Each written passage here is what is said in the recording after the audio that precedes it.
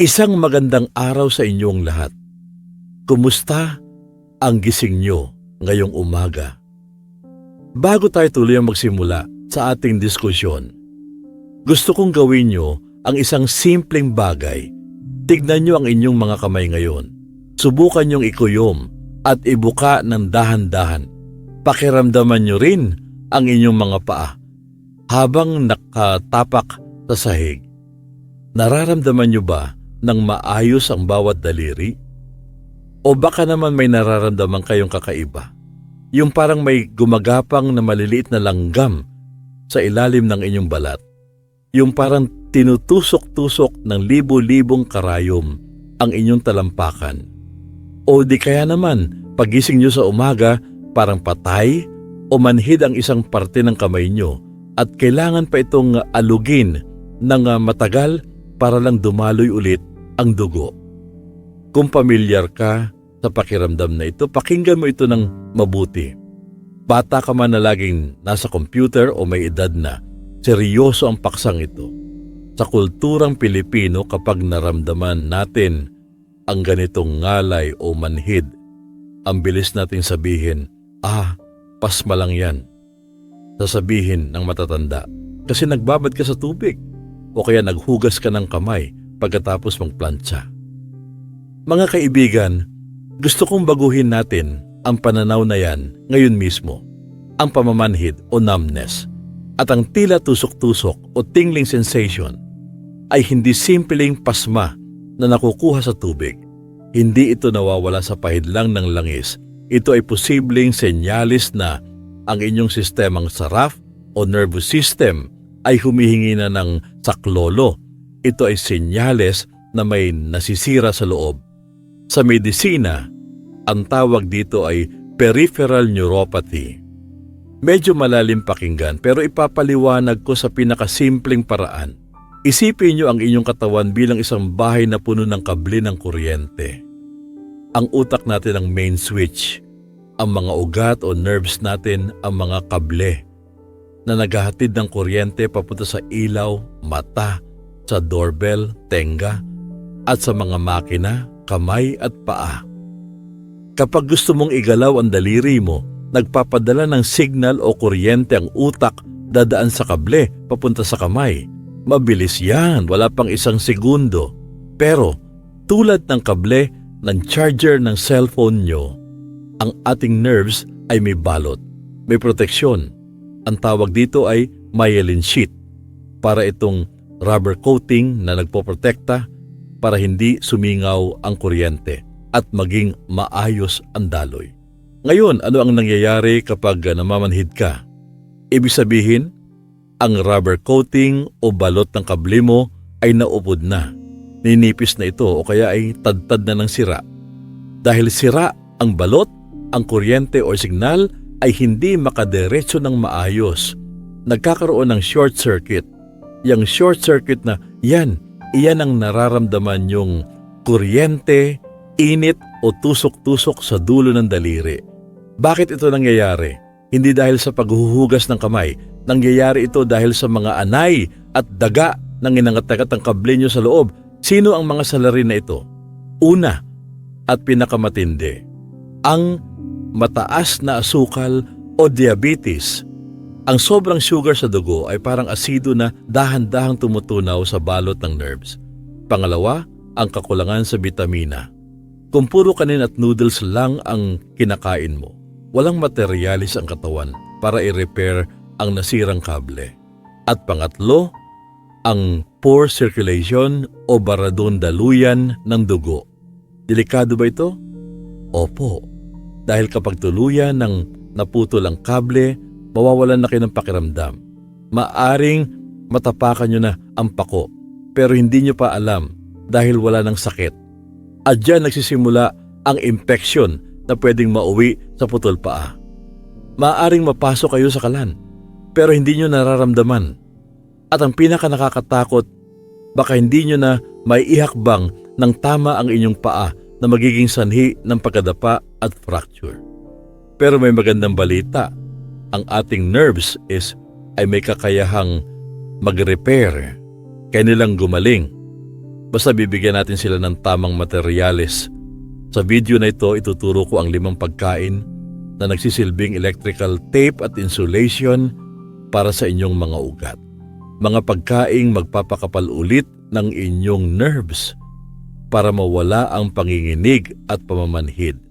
Handa na ba kayong ayusin ang mga kable ng inyong katawan? Huwag nang patagalin pa. Dumako na tayo sa pagkain number 1 na madalas nating isnabin, pero ito pala ang pinakakailangan ng ating mga kamay.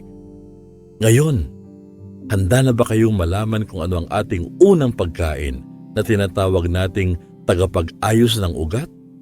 Bago ko sabihin ang pangalan, bibigyan ko muna kayo ng clue.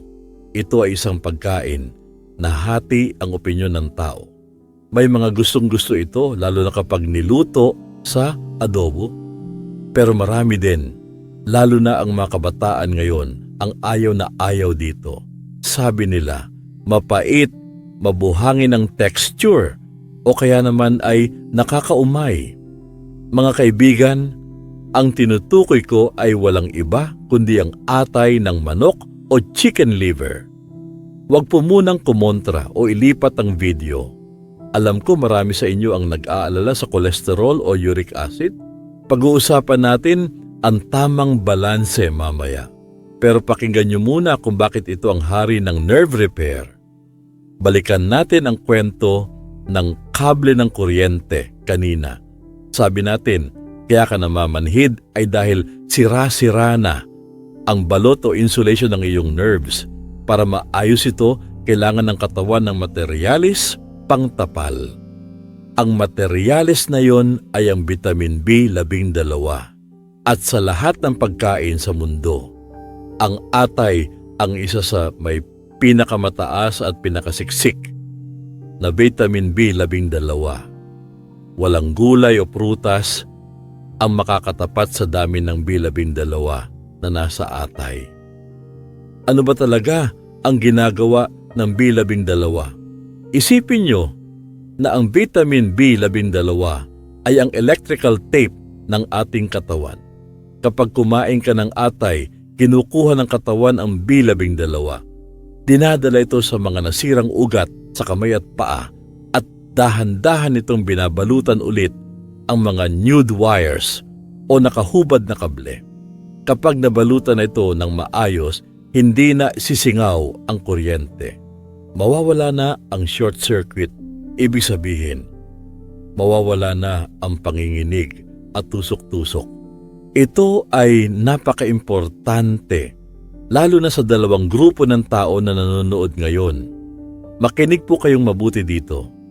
Una, sa mga may diabetes na umiinom ng gamot na metformin, alam nyo ba na ang matagalang pag-inom ng metformin ay maaaring magpababa ng vitamin B12 sa katawan? Ito ay isang side effect na hindi masyadong napapaliwanag ng doktor minsan. Kaya pansinin nyo, umiinom naman kayo ng gamot sa asukal at kontrolado naman ang diet nyo, pero bakit lalong namamanhid ang paa nyo? Ang sagot, baka hindi dahil sa asukal, kundi dahil ubos na ang B12 nyo dahil sa gamot. Kaya para sa mga diabetic, ang pagkain ng atay ay hindi luho, ito ay pangangailangan para may counteract ang epekto ng gamot at maprotektahan ng nerves. Pangalawa, sa mga kabataan o office workers na puro instant noodles, pancit canton at fast food ang kinakain. O kaya naman ay yung mga nag-diet na puro gulay lang at umiiwas sa karne. Vegans, tandaan nyo ito, ang vitamin B12 ay wala sa gulay. Nakukuha lang ito sa animal products. Kung puro kanin at noodles lang ang kinakain mo, para mong ginugutom ang nerves mo. Kaya kahit bata ka pa, nanginginig na ang kamay mo habang nagtatype sa computer. Hindi ang pasma. Malnutrition yan ng nerves. Kaya ano ang solusyon? Isama ang adobong atay ng manok sa inyong meal plan. Hindi kailangan araw-araw. Sapat na ang 1 o 2 beses sa isang linggo. Isang platito lang, sapat na para ibigay ang B12 na kailangan nyo sa loob ng ilang araw. napakamura pa. Kumpara sa bibili ka ng nerve vitamins sa botika na napakamahal, ang atay ay barya lang sa palengke. Ang sikreto sa pagluluto para maging gamot, huwag tutustahin ng sobra. Kapag pinrito nyo ang atay hanggang maging bato sa tigas, pinatay nyo na rin ang sustansya. Lutuin ito sa adobo style. May suka, toyo, bawang at sibuyas. Ang suka ay tumutulong para ma-absorb ng tiyan ang minerals. Lutuin hanggang luto na ang loob pero malambot at creamy pa rin yung natutunaw sa bibig. Ngayon, may naririnig akong tanong. Paano yan? Mataas ang uric acid ko. Gout ang kalaban ko. Totoo po, ang atay ay mataas sa purines. Kung kayo ay may active na gout attack, namumula ang daliri, iwas muna. Pero kung wala naman, ang moderate na pagkain 1 beses sa 1 linggo ay ligtas at masustansya. Pero paano kung talagang ayaw mo ng lasa ng atay o kaya ay bawal talaga sa'yo? Huwag mag-alala. May next best thing tayo. Ito ay nasa ref nyo na siguro ngayon bilog puti o kayumanggi at paboritong almusal ng bayan. Ang tinutukoy ko ay ang itlog. Sa susunod na bahagi, pag-usapan natin kung bakit ang simpleng itlog ay tinatawag na brain and nerve food. At hindi lang basta itlog, ituturo ko kung aling parte ng itlog ang dapat kainin, puti ba o pula, para maayos ang inyong nerves. Marami kasing natatakot sa pula ng itlog, pero tama ba ang takot na yan? Dumako na tayo sa ating pangatlong bahagi. Kanina pinag-usapan natin ang atay bilang electrical tape. Pero paano kung ayaw mo talaga ng atay? Sabi ko nga, ang sagot ay nasa ref nyo na, ang itlog. Pero teka, may nakikita akong nagtataas ng kilay. Siguro iniisip nyo, teka lang, mataas ang kolesterol sa pula ng itlog. Yok, bawal sa akin yan. Kaya ang ginagawa ng marami, kinakain lang ang egg white o puti at itinatapon ang egg yolk o pula. Mga kaibigan, makinig kayong mabuti.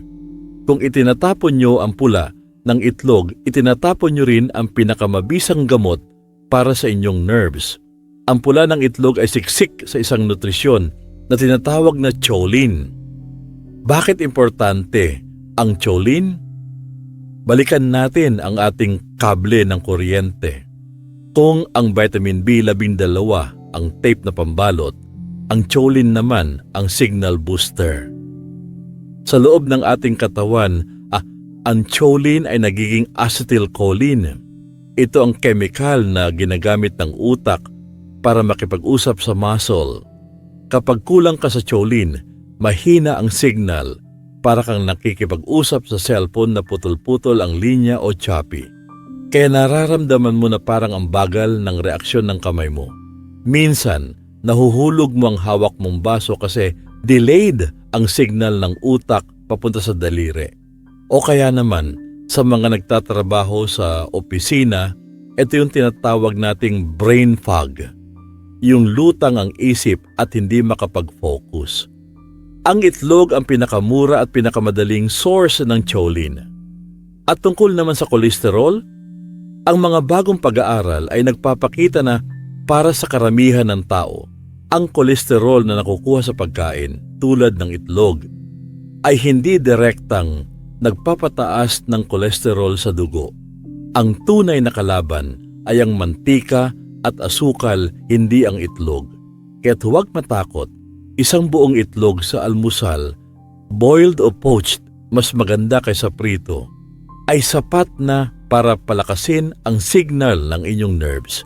Ngayon, meron na tayong B12 mula sa atay at choline mula sa itlog. Pero kulang pa, kailangan natin ng katuwang o assistant. Ang vitamin B12 ay hindi makakapagtrabaho ng mag-isa kung wala ang kanyang partner, ang vitamin B siyam o folate. Saan ito nakukuha? Sa mga luntiang gulay or green leafy vegetables. Ang tinutukoy ko ay ang ating mga paboritong kangkong, malunggay, spinach at talbos ng kamote. Sa mga kabataan dyan na hindi mahilig sa gulay, makinig kayo. Ang folate ay critical para sa pag-repair ng DNA at paggawa ng bagong cells. Isipin nyo ganito, kung may sira ang kable, nerves, ang B12, ang foreman o boss, na nag-uutos na ayusin ito. Pero ang folate, ang mga trabahador na gumagawa ng semento, kung wala kang folate, kahit gaano karaming atay ang kainin mo, mabagal ang repair. Hindi matutuyo ang semento. Kaya ang payo ko, gawing makulay ang plato. Huwag puro karne at kanin lang. Lagyan ng gulay. Pero may warning ako, sa pagluluto ng gulay, ito ang madalas na pagkakamali ng mga Pilipino. Huwag na huwag niyong lulutuin ng sobra o overcooked ang gulay. Yung kulay brown na at laylay na ang kangkong sa sinigang. Wala na pong folate yun. Patay na ang vitamins dahil sa init. Ang folate ay heat sensitive. Sensitibo sa init. Ang tamang luto ay malasado o half-cooked. Ilagay ang gulay kapag patay na ang apoy ng nilaga o sinigang. Takpan lang ng ilang minuto. Yung crunchy pa at matingkad na berde kapag kinagat. Doon yung makukuha ang tunay na sustansya na magpapabilis ng nerve regeneration. So, meron na tayong team. Atay, B. Laba iyo toban, ang pambalot. Itlog, choline, ang signal booster. Gulay, folate, ang trabahador. Kompleto na ang materyales. Ang problema na lang natin na ito. Paano makakarating ang mga materyales na ito sa dulo ng inyong daliri sa paa kung barado ang daanan? Kahit anong dami ng vitamins ang kainin mo, kung mahina ang blood circulation or daloy ng dugo, hindi ito makakarating sa nerves. Sayang lang. Kaya sa susunod na bahagi, pag-uusapan natin ang bomba. Isang sangkap na nagpapaluwag ng ugat at nagpapabilis ng daloy ng dugo para mawala ang lamig at pamamanhid ng kamay at paa. Ito ay maanghang, mabango at siguradong nasa kusina nyo ngayon. Narito na tayo sa ika-4 na bahagi. Isipin nyo na ang inyong dugo ay ang delivery truck na may dala ng semento at gamot. Ang daanan papunta sa inyong kamay at paa ay hindi malalawak na highway. Ang mga ito ay napakaliit at napakakikitid na iskinita. Ang tawag dito ay capillaries. Kapag kayo ay may high blood, high cholesterol o diabetes, ang mga iskinitang ito ay barado. Masikip, kaya kahit anong dami ng vitamins ang inumin nyo, kung traffic naman at hindi makalusot ang truck, hindi gagaling ang pamamanhid. Mananatiling malamig ang inyong mga paa. Kaya kailangan natin ng solusyon para lumuwag ang kalsada at bumilis ang biyahe. Dito pumapasok ang ating ika-4 na pagkain, ang luya o ginger. Sa ating mga Pilipino, kilala ang salabat bilang pamboses o pangubo. Pero alam nyo ba na ito ay superfood para sa circulation? Ang luya ay may gingerol. Ito ay isang compound na nagpapainit sa katawan. Sa medisina katat, ang tawag dito ay vasodilator. Ibig sabihin, pinapaluwag nito ang ating mga ugat. Para itong traffic enforcer na nagpapahawi sa mga sasakyan para lumuwag ang daan. Kapag maluwag ang ugat, mabilis na dadaloy ang mainit na dugo papunta sa nanlalamig yung mga daliri. Dala-dala na nito ang oxygen at vitamins na kailangan ng nerves. Kaya sa mga nakakaramdam ng cold hands and feet o yung laging pinapawisan ng malamig ang paa, magsalabat kayo. Pero paalala lang, ang tinutukoy ko ay ang tunay na luya na pinitpit at pinakuluan. Hindi yung instant salabat na nabibili sa sachet na puro asukal. Tandaan, ang asukal ay kalaban ng nerves. Huwag nating lalagyan ng lason ang ating gamot. Ngayon, bukod sa pagpapaluwag ng daan, kailangan din natin ng tagalinis. Minsan kasi kaya hindi makadaloy ang dugo ay dahil malapot ito o kaya ay may pamamaga, inflamasyon. na nakaharang. Dito naman papasok ang ating ikalimang pagkain, ang matatabang isda o fatty fish. Huwag kayong mag-alala, hindi ko kayo pipiliting ang bumili ng mamahaling salmon. Tayo ay nasa Pilipinas. Napakaswerte natin dahil ang ating mga lokal na isda tulad ng tamban, tunsoy, tawilis at tiyan ng bangus ay siksik at liglig sa omega-3 fatty acids. Ano ang ginagawa ng omega-3 sa nerves? Dalawang bagay. Una, ito ay natural anti-inflammatory. Pinapatay nito ang pamamaga. Kapag namamanhid ang kamay nyo tulad sa carpal tunnel syndrome, madalas ay dahil namamaga ang paligid ng ugat at naiipit ito. Ang omega-3 ang nagpapahupa sa pamamaga para makahinga ang ugat. Pangalawa, pinapanatili nitong madulas ang dugo. Iniiwasan nito ang pagbuo ng clots o bara. Kaya ang payo ko, sa halip na puro prito o pork chop ang ulam, subukan yung magpaksiw na isda o inihaw na bangus, lalo na ang tiyan, ng 2 o 3 beses sa isang linggo. Ang kombinasyon ng luya sa paksiw at omega-3 sa isda ay ang perfect combo para sa maayos na daloy ng dugo. Tiknan nyo ang plano natin, kumpleto na. Atay at itlog, ang materyales repair kit. Gulay, ang trabahador, luya at isda, ang transportasyon, delivery. Sa puntong ito, alam nyo na kung ano ang dapat kainin. Pero, at ito ang pinakakritikal na parte, walang silbi ang lahat ng ito kung patuloy nyo namang ipapasok sa katawan ng lason na pumapatay sa nerves nyo. May 2 bagay na kung hindi nyo titigilan, ay baliwala ang pagkain ng atay at isda. Ito ang sumisira sa trabaho natin.